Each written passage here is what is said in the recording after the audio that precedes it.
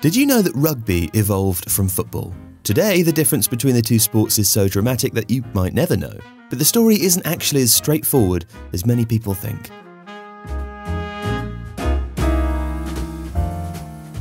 In England in the 1800s, football existed in many different forms and in different parts of society. For instance, even between the different English public schools, the rules tended to vary. Eton had a version, so did Harrow, and so on. Rugby School in Warwickshire had its own interpretation of the game also.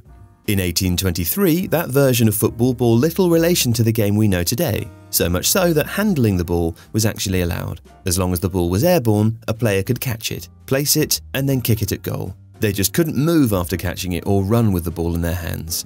And this is where the legend begins. Attending rugby school at the time was a boy called William Webb Ellis, who was 16 when, during a game of football, he caught a ball and started running with it, which was very much against the rules. This is often presented as the game's eureka moment. At rugby school today, Webb Ellis is even commemorated by a statue, which shows him running and carrying a football. And there's a plaque at the school too, which reads, "This stone commemorates the exploit of William Webb Ellis, who, with a fine disregard for the rules of football, as played in his time, first took the ball in his arms and ran with it, thus originating the distinctive feature of the rugby game."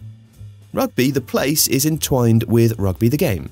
The first rugby balls were also manufactured nearby. Richard Linden and William Gilbert each had shops on Rugby High Street and supplied the school with hand-stitched balls from 3 panels of leather and a pig's bladder.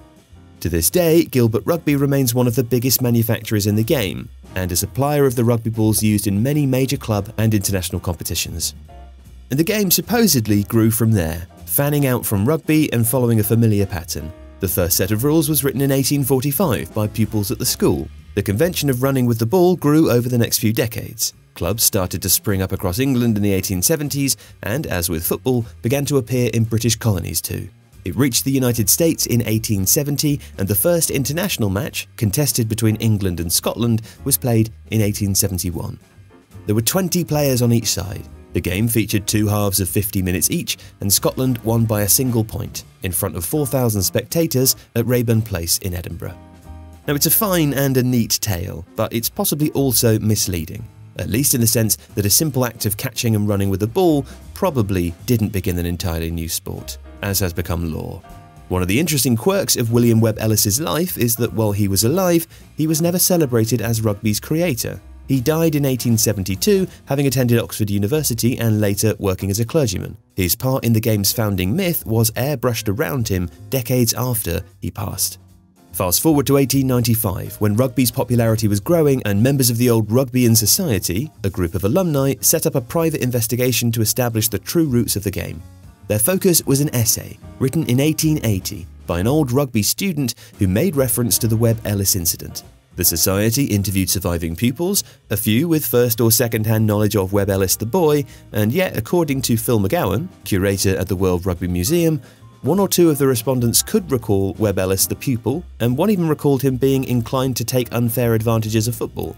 However, not one of those contacted recollected the famous act of 1823, nor heard any talk of it during their time at the school.